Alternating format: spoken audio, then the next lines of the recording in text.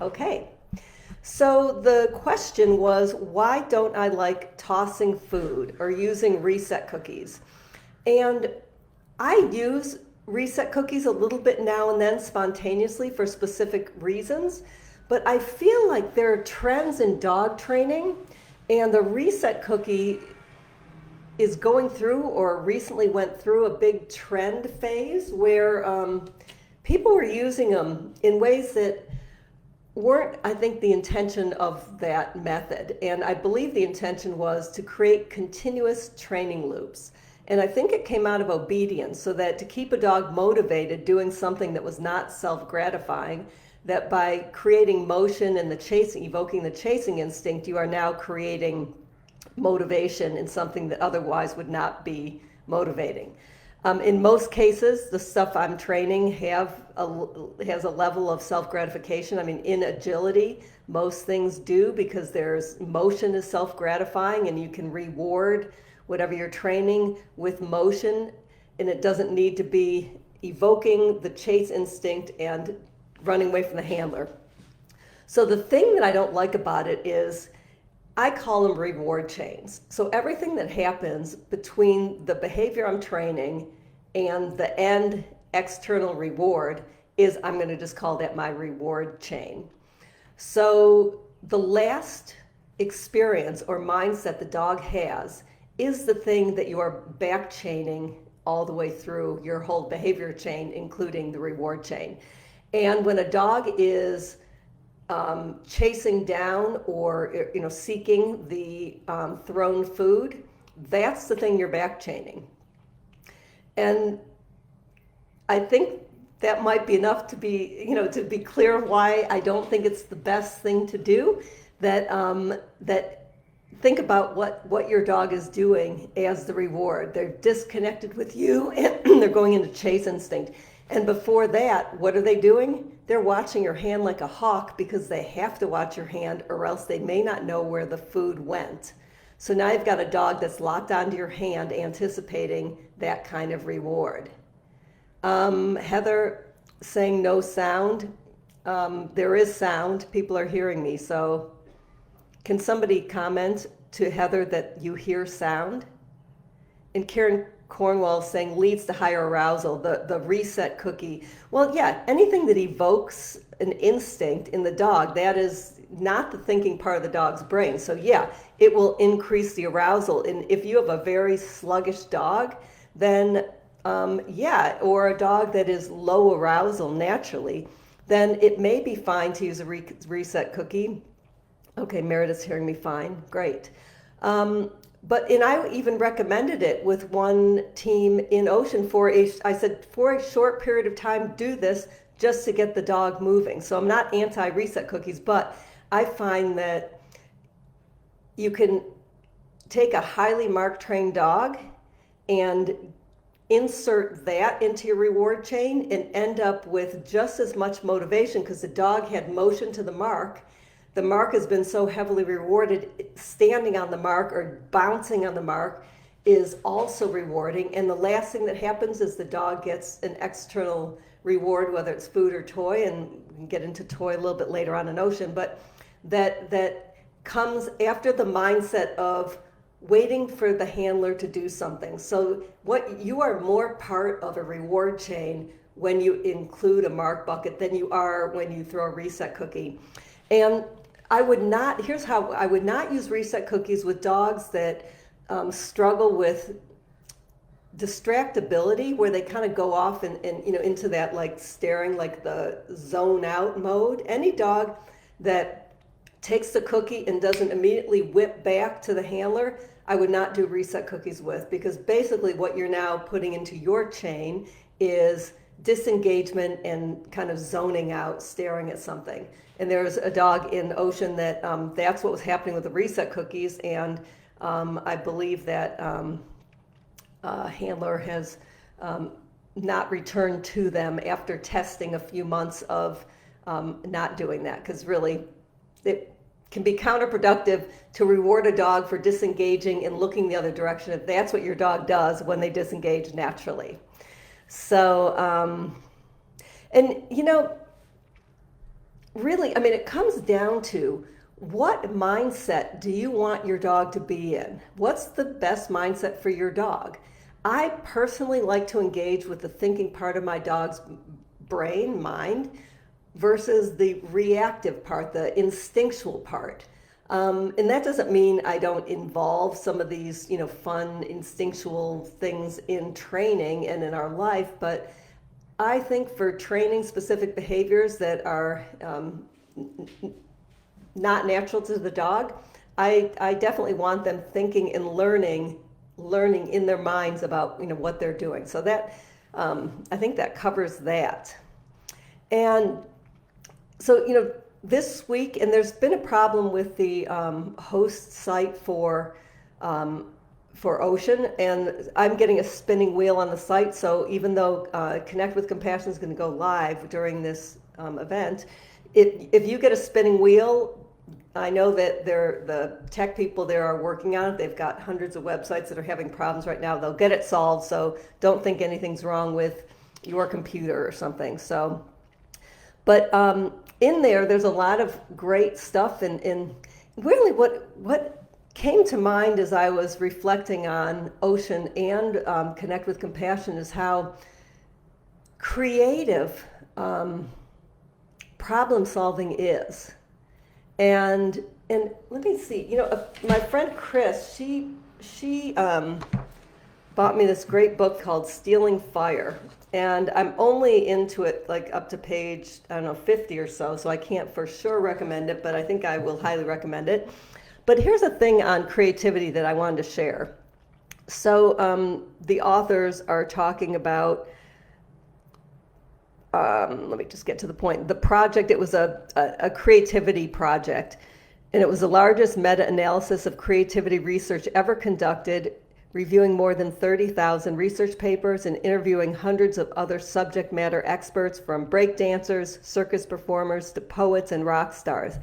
It was an impossible goal, but I figured if we could crack something as hard to pin down as creativity, we could figure out almost anything after that. So with the initial phases of the research completed, the study came to two overarching conclusions. First, creativity is essential for solving complex problems, the kinds we often face in a fast-paced world and in dog training. Second, we have very little success training people to be more creative. And there's a pretty simple explanation for this failure. We're trying to train a skill, but what we really need to be training is a state of mind. And that is what Ocean is all about. It's not only training your dog's state of mind, but it's shifting your perspective so that you can be more creative, that you are thinking outside of the normal training box. And I've had people who have been involved in dog training for 30 plus years, say that in general, dog trainers are the very uncreative, that they just want to do things the way they've always done them and stuff like that. And my personal experience, because I come from a creative background and I love riddle solving, is that it can be really fun to come up with new ways of doing things and figuring things out, and repeating the way it's always been done, because that's the way it's always been done, even if you're not getting results. To me, is that classic. That's a sign of insanity, right? If you're repeating over and over and expecting a different result. So here we have a sport or activities we enjoy with our dogs. We have two brains, both of which, that if the mindset is in the right space for learning, then great things happen. If the mindset is very shut down, very narrow for the person, I think less learning happens. And perhaps the same is true for dogs, but that wasn't my point of all this. I just wanted to share that book, Stealing Fire, and that's a terrible name for the book. Had I not read the back of the book, I was wondering, what's this book about? Stealing Fire. Bad title, but interesting read so far. So in terms of creative solutions, that I talked about it in Observe Your Dog with my two terriers racing down the hall in the morning and me being afraid somebody was going to get killed, and I thought how hard this is going to be to retrain and what am I ever going to do, within a week or, very short period of time, boom, the terriers were healing, down the hall with me in a different mindset. They were safe. And to this day, Lil walks down the hall with, a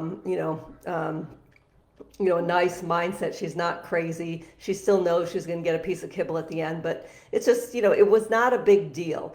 And a couple of members last week shared that they have similar barking papillon problems. And I'm not even sure that these are problems they want to solve, but if they do, that the problems seem to be related to anticipation, that the dogs were anticipating going outside, or, that this means that. Kind of like when we're talking to Celeste in Tucson about, his barking in the car at trailheads and barking to go for walks and all of that kind of stuff. And Lil had recently started barking in the car, so I really got to explore in this lateral way, looking at this problem from different directions. And I was able to solve it within 2 days, which again surprises me, even though it tends to happen when you touch on the cause versus the effects. But okay, let's talk about the 2 paps, or the however many paps there are that are barking. That the first thing I would do with those dogs is when they start amping up and they know what's going to come, either it's going out the back door, my first approach would be to call them in, ask for a behavior they know that is a thoughtful behavior. So for Jake and Lil, healing was that, right? They were freestyle brace dogs, so they really know healing and they know what it means to be in heel position. And they've always connected with me in heel position, so that was what I did with them. But with these papillons, it might be, doing a nose touch to your palm. It might be coming to front in a sit and then healing. And you will know if it's working based on when your dog's mindset shifts, you start rewarding that calmer mindset, and you walk towards the door. If the dog, runs ahead, then turn the other way. All these little things you can do, and you think, oh my God, such a big deal. I don't know.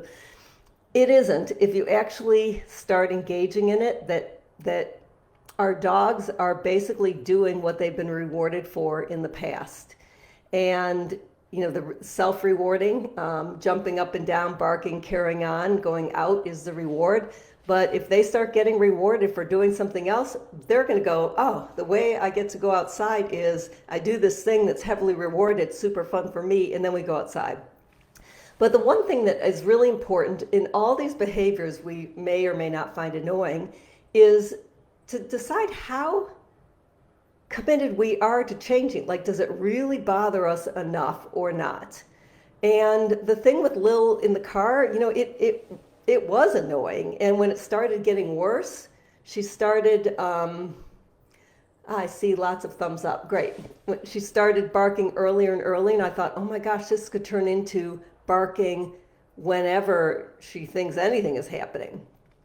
So it was something I wanted to change, and it didn't take a lot. So I think for anybody, if you have a dog that jumps up on people and you don't like it, well, come up with a plan. And if you can't come up with a plan, post here at Ocean, and let's all come up with a plan together of things that you can do that will change your dog's behavior so that your dog will be rewarded for doing something else instead of jumping up. So, I just grabbed that as a random example.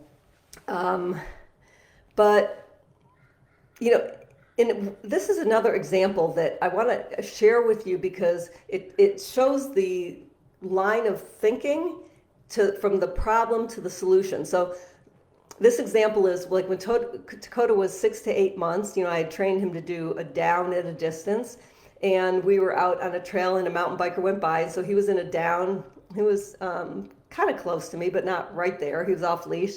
I knew he was solid. And when the guy went by, I released Takoda by saying my release word, which is okay, which he took off after the bike, and I said down, and he down. And I realized, note to self, do not say the release word that he associates with the agility release word, because that basically means do the thing you're thinking of, which was still on the bike. Anyway, so I don't do that after that point, and 5 years pass, never chases a bike, and we see plenty of mountain bikes.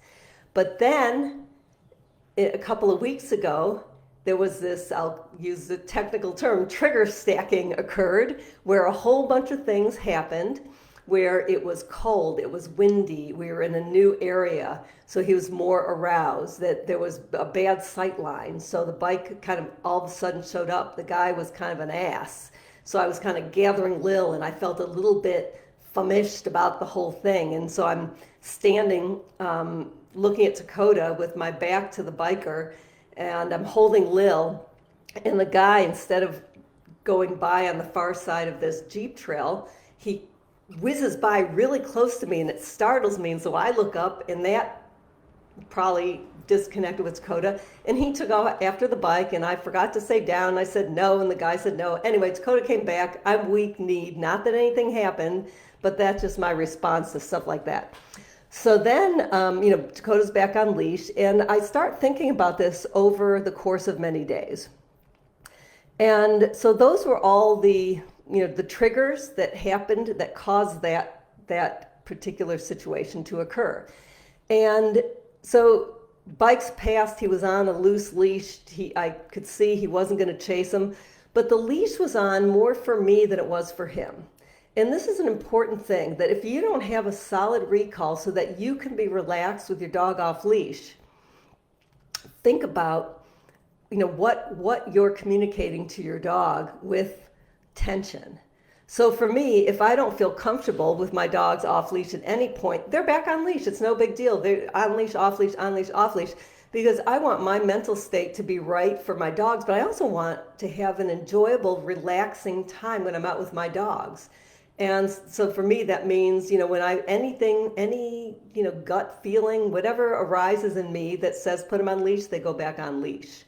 So, here's what I came up with over the course of, many days.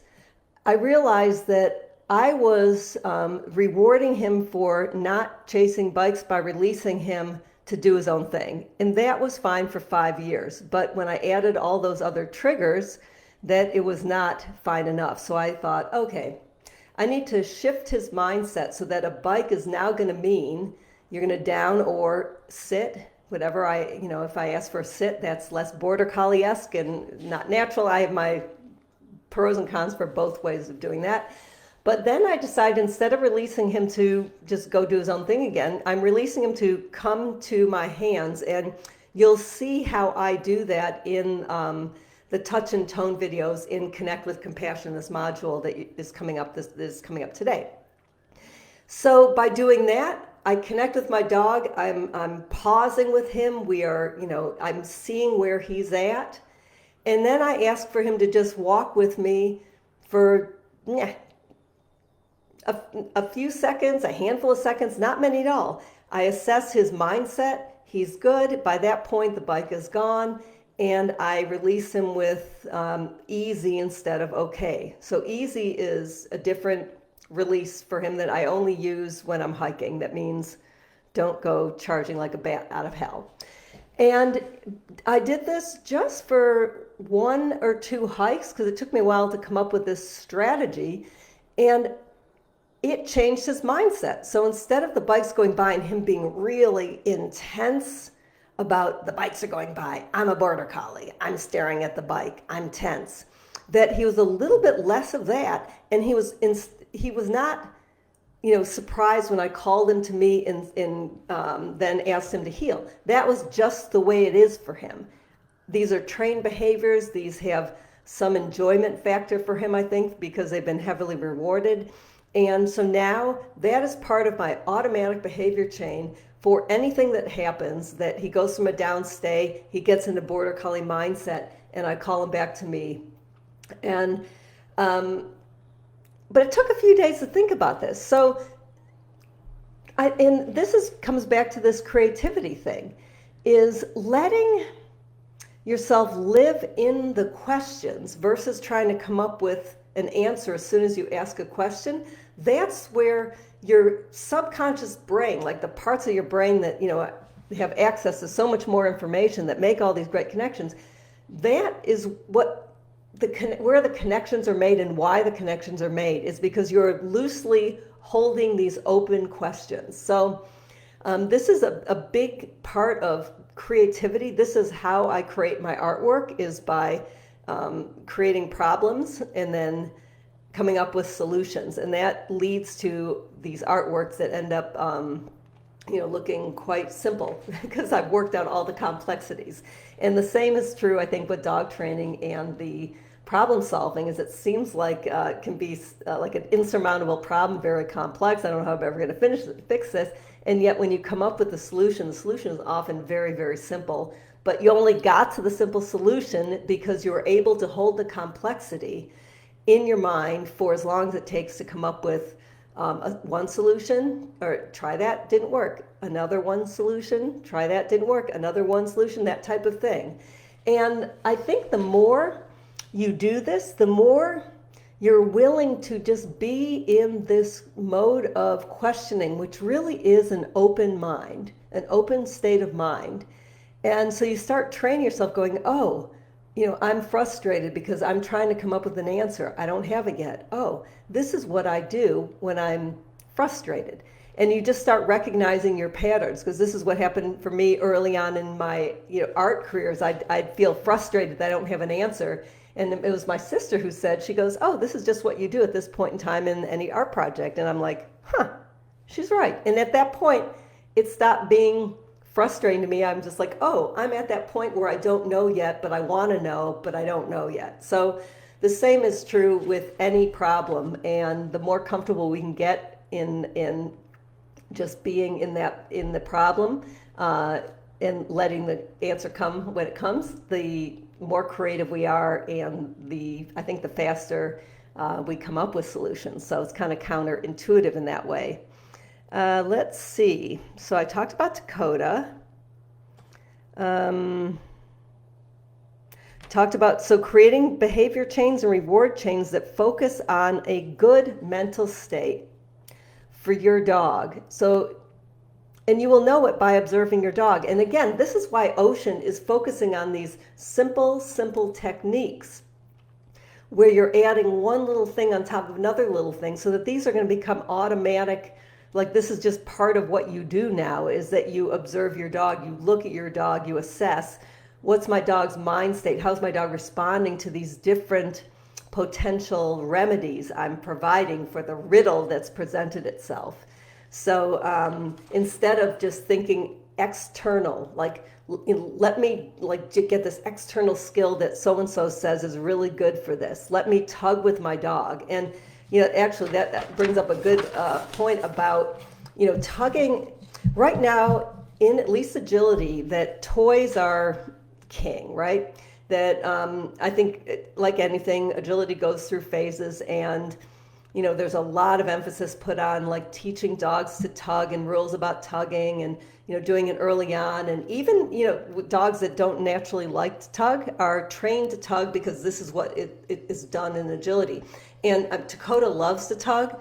Lil likes it. She likes it more as a 12-year-old than she did as a 3-year-old. She's more of like chase the ball kind of girly. But think about, for your dog, what mind state tugging evokes. So for Takoda, tugging evokes a really connected, intense, but not over the top mindset. But for other dogs, it can bring them over the top into like killer instinct, or something happens. So again, it's observe your dog. And if you reward your dog with tugging, observe your dog and see, is this a really good match of mindset for the behavior you are training or reinforcing through this reward chain? Or might, X behavior be better rewarded by sending to a mark, praising your dog, smiling, walking up and getting all that eager anticipation about, the waiter coming to the table to bring your glass of wine that we've talked about in the past, and then you giving the food. See what mindset works for each thing that you are training or wanting from your dog. Okay, and here's a couple of scenarios. So for Takoda, tugging ringside when he had some anxiety or stress about these loud barking dogs that were in our jump hike group, so they were right around us.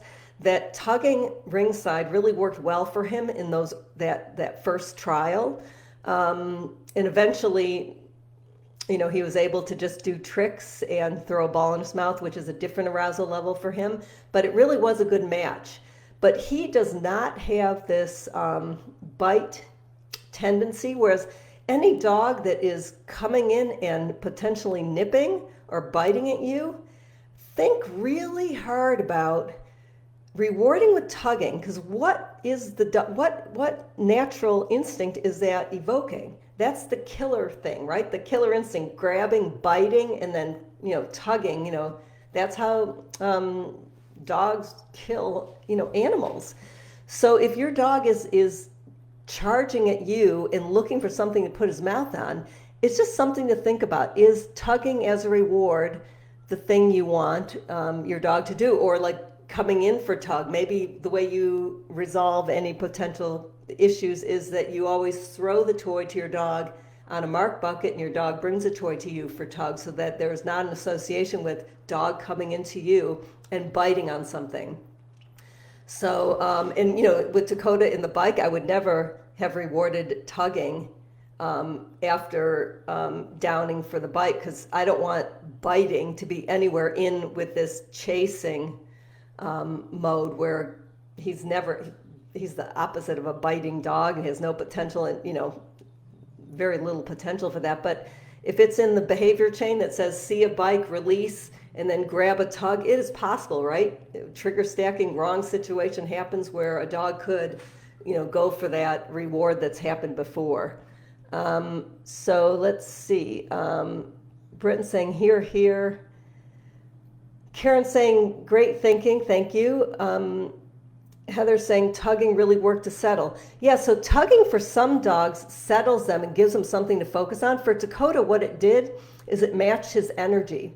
So he was high and anxious, and the tugging was a way for him to express his emotional state in a productive way.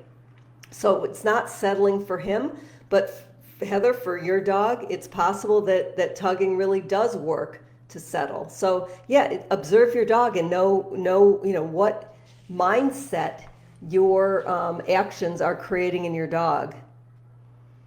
Let's see. Okay. So another topic that came up just in conversation with Rebecca, and it resonated for me because I've been on a 4-month break from agility while, let me just get back to Heather. Oops, tugging settled Echo at the last trial where she was so upset over the barking dogs. This is bringing up things I can do with her in the ring at the next trial when we lose connection. Yeah, so Heather, Echo, and Takoda are litter mates, and they both have some sound sensitivity. And so when there's a loud, barky arena, I don't crate inside, and I bring my dogs in as late as possible. Lil is not that affected by it. She's normal affected like most dogs, but Takoda, it does create higher arousal. And while a trainer might want that, because he does run like a bat out of hell when he's in that state, that's not the state I want for my dog. It's unsafe. He's only been in that state once, and that was enough for me. So yeah, but figuring it out, like if you've got loud barking dogs and your dog is nervous about it and is willing to come in and engage and make eye contact and just do tug, and then when you release the tug and go in the ring, your dog's actually feeling a little bit better than they normally would, then yeah, definitely do that. Do more of that. Okay, so on to the another question that is not part of Ocean per se, but it's something to think about because it's up for me and it's up for Rebecca, is what motivates you to do what you do with your dog, especially if you compete in a dog sport. For me, the motivation to trial, the main one has been to give me things to train, because if you don't trial, you don't know what holes are in your training. And the reason I do agility is I love dog training, and I really enjoy learning handling, like when I learned the whole European, all the fancy moves. That was super fun to do. But my core love is dog training and the connection with my dog. So that when Takoda went on break while getting all these evaluations, I mean, people were like, "Oh, you want to run my dog?" I'm like, "No." They're like, "Oh, you need to get a puppy." I'm like, "No." It's for me, it is a connection with my dog, and I go to trials to get motivated. But back at the beginning of COVID, when there was nothing happening for 3 months in California, that 3 month break from all agility, where all, we weren't even supposed to be leaving our houses. Trailheads were closed. Like you literally were walking out your door to wherever you could go with your dog. That in that period of time, I really was reflecting, going, do I really like trialing? It's like, there's parts of it I like, but do I like, getting up at crazy hours? Do I like driving an RV through, cities and, do I like, getting an RV ready, keeping the tires the right, all that stuff, packing, going grocery shopping, putting things in the car and then putting them in the RV, all the crap that goes with it. And I kind of went, God, I'm not sure. I'm not sure I'm going to get back to this at the level I was when trials started up again. And when they did start up again, I went to one trial to get Takoda's, he needed 2 pairs cues to get his ATCH in USDA. And years ago, Lil was really close to an ATCH, and I didn't finish it up before I got pissed off at USDA for not lowering the A-frame for the mini dogs and left. And I thought, you know what, let me just get these 2 cues. And good thing that I did, because, right now, had I taken this long break and needed those 2 cues, I'd feel like, oh gosh, I did that again. So I get some satisfaction out of having a goal and all of that. But what I've seen in a lot of students, because I also teach live agility, is the desire to compete can create some conflicts between the person and the dog. Because if you're just doing it like you love learning, you love seeing your dog do something your dog loves to do, and you're kind of working on like the A-frame or something, and you haven't figured out exactly how you want to do it, all of that's cool. But when you go, okay, I want a trial, now you've got to figure out how you're going to get this dog to do the A-frame in a way that you can be successful. And so it creates a different intensity. So for people who trial at whatever sport it is you do, to just think about the pros and cons of trialing, and see if there are some cons that you can't shake a little looser by applying these ocean principles to yourself while you're training. So what things can you shake loose, like about your expectations of your dog, because you want to go to a trial to be successful, that you wouldn't feel if you were just like, oh, I love to practice agility twice a week with my dog, and we're working on this, that, and the other thing. And because for me, it was really, really clarifying. And I just do want to share this other thing that, when I realized something was going on with Takoda's gait, and which led to all these orthopedic evaluations and everything, I thought, well, I was kind of bummed, thinking, oh my gosh, what's going on with my dog?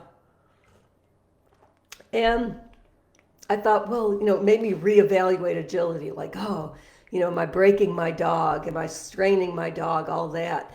And as time went on, I thought, gosh, do I really even want to do agility with him? And I'm in an open-ended question about this.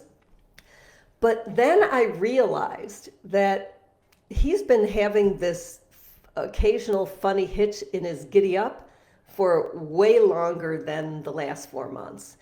And it's possible he's had this his whole life. He had a bad sprain in his right knee when he was 1 year old, running around snowy, icy yard. But the reason now I think that I noticed it when I did is that I was already questioning, what do I want to do about agility moving forward? Do I want to be as intense and focusing on this, in terms of a life focus, at the same level that I had been in the past? And as a result of me questioning that, now all of a sudden, right, the universe opens up and you begin to see things that they're going to give you pros and cons. And so that's, I think, why I saw the abnormality in a conscious way, instead of, just kind of, it was gurgling around for years and years, me noticing it and just not paying attention to it, because I wasn't looking for an open question and potential answers. So it's in keeping with the other things I'm talking about, where at first you could say, oh, Takoda had an ouchie, and that led to my decision to consider maybe not returning to competitive agility. That's the logical way of looking at it, but I believe it was the other way around in my case. So I don't know if that's interesting to hear, but it was certainly a great aha moment for me to realize that uh, I was open to that question, and now I'm seeing all these pros and cons because I'm open to the question versus going agility, agility, agility, more, more, more, more, more. And I've been doing that for, 12 or 13 years and loving it. So anyway, and anybody who knows me knows I'm constantly evolving and moving on to new things. I love challenges. And one of the benefits for Ocean is that already I think you're seeing how the insights and the implementation of Ocean principles are evolving beyond agility. Because really, what's in Ocean about how you implement this into agility training and mark training into agility training? It's all completely fleshed out. As you go into the membership for you new people, you're going to see that, every question has an answer through Ocean principles and mark training, because I've thought all that through. So what you're seeing now in my examples are me not, going agility, agility, agility, and the types of questions I'm asking and the answers I'm coming up with, I think, are perhaps even more significant for the lives we have with our dogs, and the other 6 days a week or 4 days a week, whatever, where you're not doing agility. So I'm super excited that I see this leading into different paths within Ocean, so that there will be something that will probably become a distinct agility path, and then there'll be this other path that will be to be determined based on these insights that I'm having today. So that is exciting to me. And let's see, so the meditation Zoom, the status on that is I haven't heard back from this teacher, but the format we used for the SAR meeting I thought was really good. That one of the problems with having an open Zoom meeting is there's so many people there, and that, I don't know who has, interest in sharing or not. But when it's a small enough group, like with the SAR, we all were there to talk about SAR, and it worked out really well. So now what I'm thinking with the meditation Zoom is members of Ocean who engage in meditation in a daily practice or mostly daily practice, it's a part of your life, and you can see the connections between Ocean principles and meditation.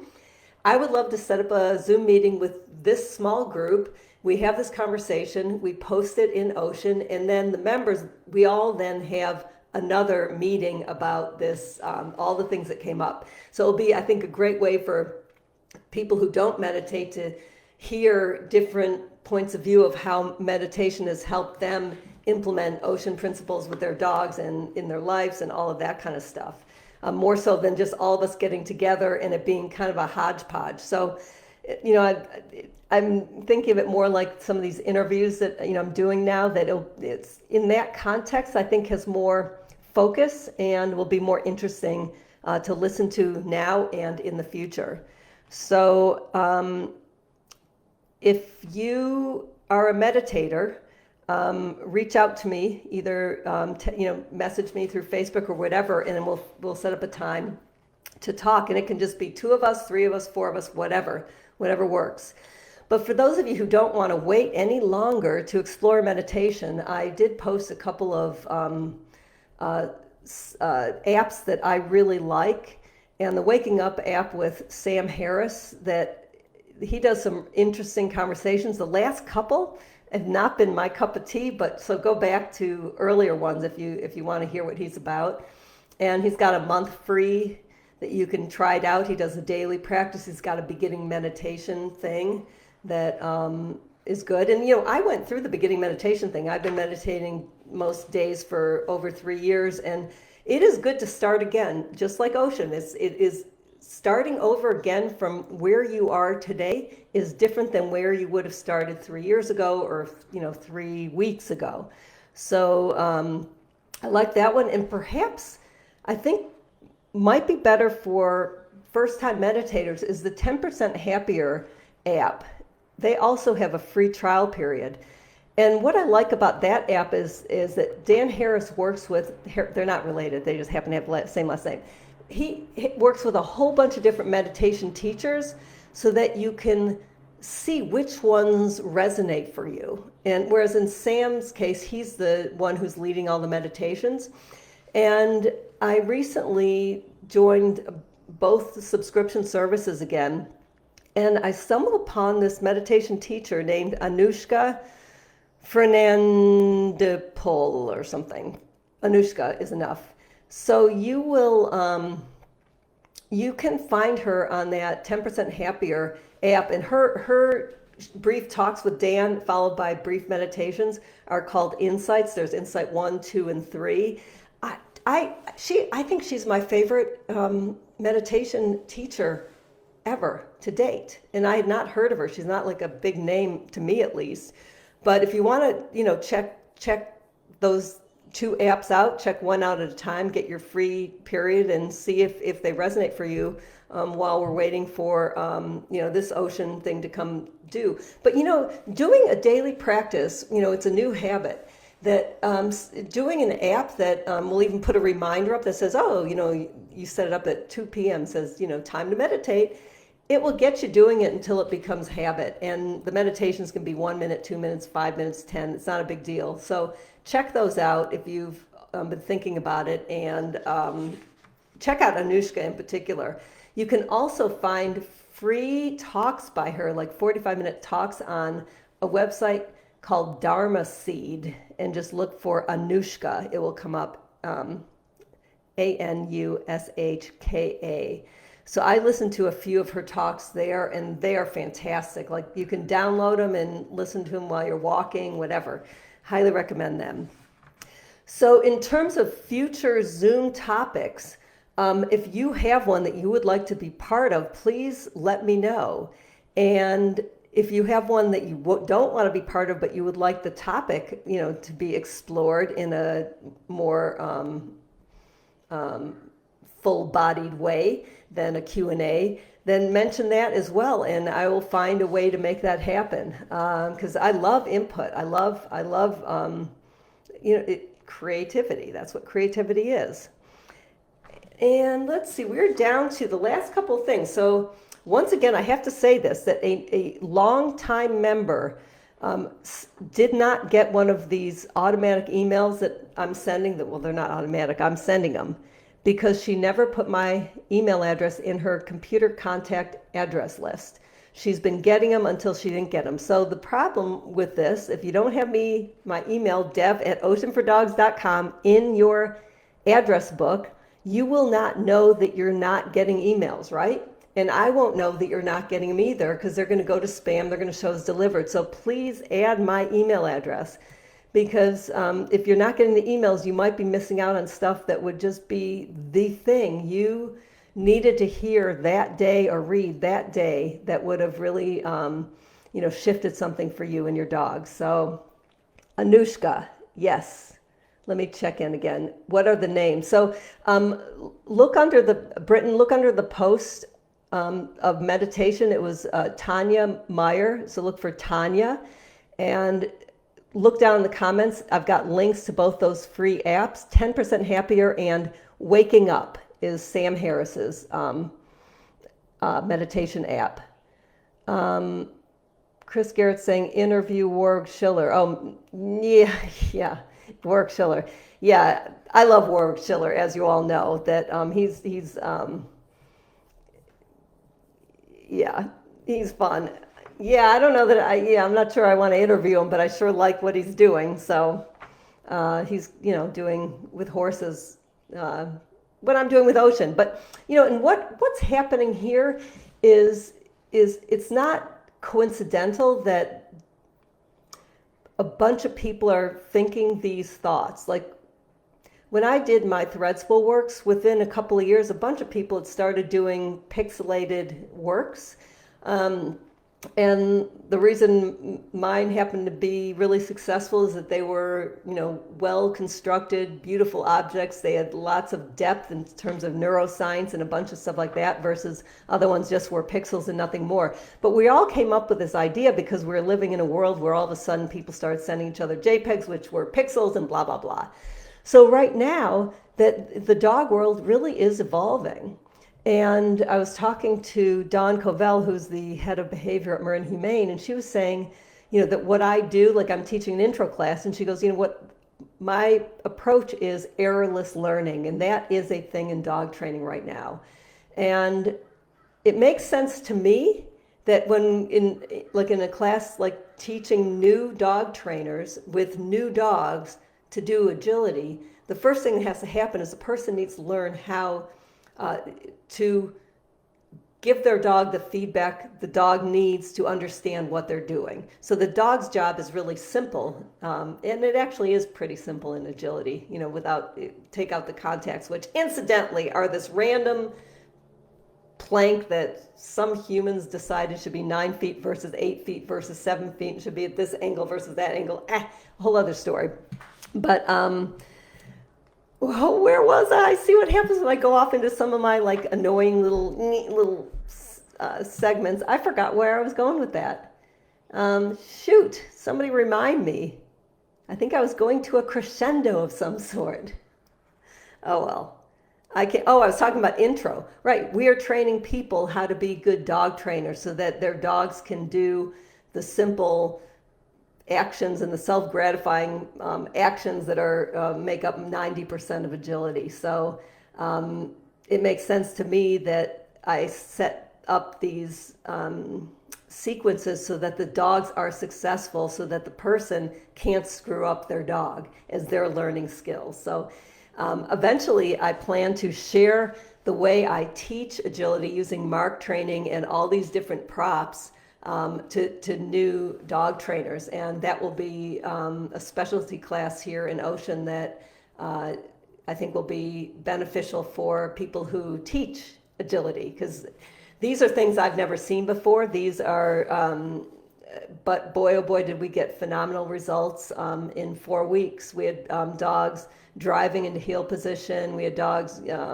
walking over boards and stopping on mark buckets, and it was just fantastic. So that's coming.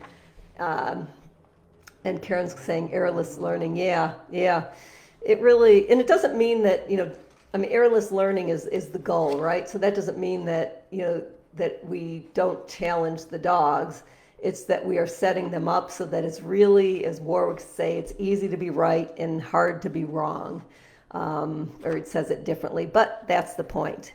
So I want to end with one lovely, I forgot who said it. So if you're here, I think maybe it was, who was it who said to be her kitchen self? Who said that? I can almost remember and I can't. To be your kitchen self while training your dog. So the Observe Your Dog was really about, giving food in a way and realizing how you are, how you feel, and bringing that into training so that our dogs recognize us. So to be, Sandra, yes, thank you. It was fantastic. Be your kitchen self so that you can relax and enjoy the things you do with your dog. So it's not just about them enjoying and being relaxed and happy, it's for you too.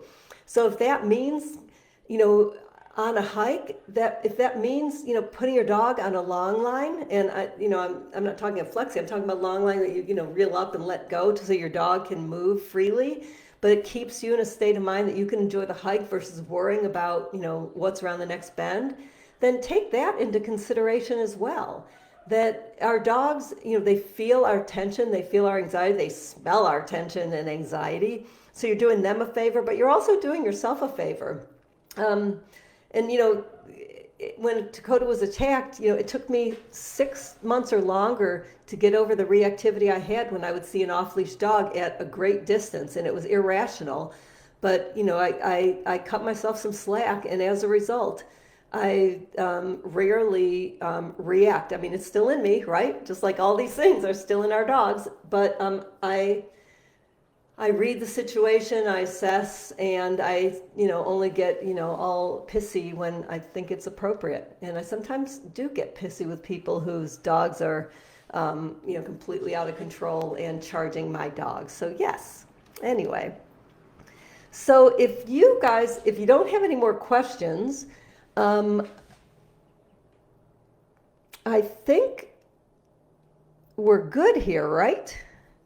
Because there was only that one question before, and I'll post the next live Q&A. As a question comes up, just pop it as a comment under there, so that and you don't even have to come to the Q&A. I will talk about that topic, and you can listen to it whenever. Oh, that's a cool heart, Chris. I've never seen a hand-drawn pink one with a black border. I like that better than the standard heart. And I've said it before, but go through,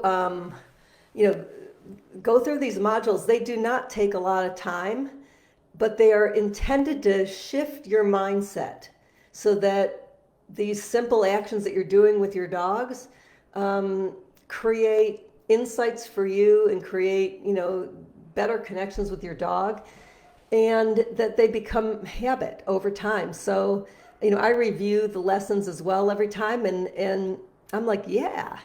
And the same with members who are going through the foundations for a second time or a third time.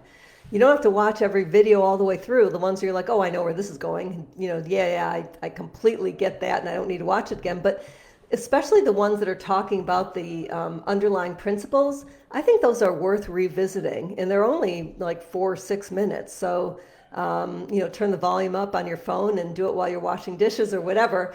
But definitely revisit these, because what I'm learning, especially now that my mind has a lot of extra space, since I'm not like the agility, I'm more open. I'm going deeper and deeper with my dogs, like crazy deeper. And my dogs are different, especially like Takoda, since I've been doing this body work with him, and probably because we're engaging in less agility and more, connection kind of stuff. Like we're doing the PT exercises and we're doing these hikes that are connected, that, we stay connected on hikes, or he's on a long line, which is then connected. But he's a different dog. He is laying on his side for the first time in his life, napping throughout the day. And I'm not sure I've ever seen him lay down flat on his side until we started doing these, pressure things. So let's see. Britton's saying, I've reread and re-seen, and the second time a light bulb went on. We are at a very elementary level. Fantastic. Yep. Reread and re-seen, and the second time a light bulb goes off. That it can be the 5th time or the 20th time that you hear something that you are open to hearing it, and then you will have the insight. So, and the great thing about being at an elementary level, Britton, is the insights are going to come fast, and there's going to be lots of them. I mean, the further ahead we get, the closer to mastery we are, that the fewer insights there are left to had in a way, right? To be had in a way. I would say the one exception is if you keep shifting and opening your focus, like what I feel that I'm doing, is that, my insights are just coming as fast as they were when I was first learning dog training, maybe faster. So maybe I have to rethink that they all come fast at the beginning and they slow down as we learn more. Maybe it's the opposite. Maybe I just gotten into this agility where, I knew how to do it. And so anyway, not sure where I went with that. May have to cut that out because I don't know that I need to hear that again and again and again. And hope to see you in the Facebook group, and keep up with those lessons and the modules. We're on number 3, and 3 more to go till you jump into the general membership, where there's just a ton of stuff. So, and Britton's saying, and there's that almighty recall. Absolutely. And recalling with different breeds is a totally different thing. So if that is a goal of yours, I would have a notepad and start listing, this is the question is, you know, what does the almighty recall look like with me and my dog? What is the end? What is it that I'm looking for? And get very, very clear about that. And then say, what is, between me and there, between us being where we are and where we will be. And there's a lot of practical stuff that you'll be doing here in Ocean too that will develop a better recall. So anyway, okay. I'm going to end, unless anybody's going to say one more thing. And please visit this Facebook group, engage, comment on other people's posts, throw ideas around, share, what's working, what's not working, visit the classroom, and see you here and next week. Okay.